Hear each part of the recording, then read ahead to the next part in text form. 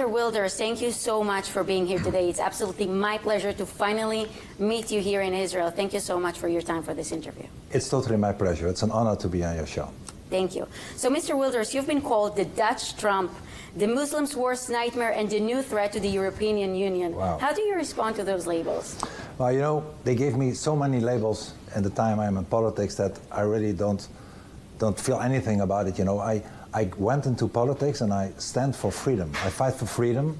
I fight for security, and I believe that in order to have that, you need some social cohesion in a society. And that's very much impossible if Islam becomes a major factor in any society, because it is by nature is an ideology that is not willing to integrate, but wants to dominate. The word Islam itself means domination. So neither of the three is really 100% correct, but freedom is my motto. Fight for freedom of my people. Do you think Europe has failed to protect its Jewish communities? Totally. Totally. You know, anti-Semitism is rising in Europe. You saw it in Holland, you know. You remember perhaps after the Maccabi football game that we saw since the Second World War again, for the first time, a Jew hunt in Amsterdam, where Moroccans mostly, helped by taxi drivers, also from non-Dutch origin, attacked Jewish people for the only fact that they are Jewish. And people were angered by it, but it happened. And anti-Semitism, I'm afraid there is a connection between immigration and the influx of Islamization in a society, and anti-Semitism, which means that there are also other people than Muslims who can be anti-Semites. I'm not saying that the Dutch cannot be that either, but there is a connection, and it's a very dangerous connection. What kind of relationship do you have with Prime Minister Benjamin Netanyahu? Well, I respect him a lot. I was supposed to meet him during my visit, but of course he has to go to the United States, to the American President Trump.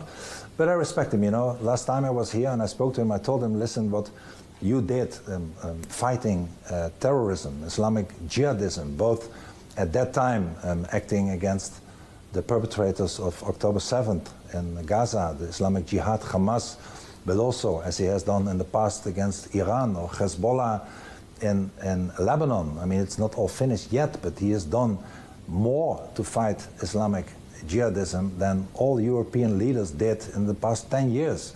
So, of course, nobody is perfect, but I wish we had more Benjamin Netanyahus in Europe. Just recently, the Netherlands decided that starting this September, it will ban the import and sale of products originating from Judea and Samaria. What do you think about that decision? Well, I'm so ashamed of that. You know, Holland, everybody knows Holland as one of the biggest friends of Israel, of the Jewish state Israel, and support Israel as we did in the past. Unfortunately, that changed, you know. Even 10 years ago, you saw that most of the middle and center and right parties supported Israel. And today, it's only a minority that does it. My party, a few other Christian parties, but the middle and the center right and the left of the political spectrum all find it as a kind of hobby to fight against Israel and to make measures against Israel, which is totally uncalled for. So indeed now, because the European Union is not doing it as a whole, it was vetoed by countries like Germany, and now unilaterally some countries like my own Netherlands had the foolish idea to sanction products coming from what they call the territories, Judea and Samaria, in my words. And of course that is totally uncalled for. It's unnecessary. You cannot even enact that crazy law. There are now organizations going to court to stop the law going into effect. But if that would not be effective, it will be done from September 1, and I will do everything to fight it and to stop it. I believe the threat that you face from, whether it's from Islamic Jihad or the Islamic terrorist, is the same fight we fight. And if you lose, we will lose. I always said that Israeli mothers, European mothers, can sleep quietly at night, because Israeli mothers lay awake at night worrying about their children, their sons and daughters in the IDF, whether they will come home safe or not. So you are fighting our fight, and we cannot afford not to support you, and we should support you, because we are one. We have the same values, we have the same principalities, we fight the same enemy and we have the same joy. What is your message to the Israeli people? Well, is that stay strong. You are such a strong people. You have so many enemies. You have a lot of friends, but also a lot of enemies in the region, but also in some European countries.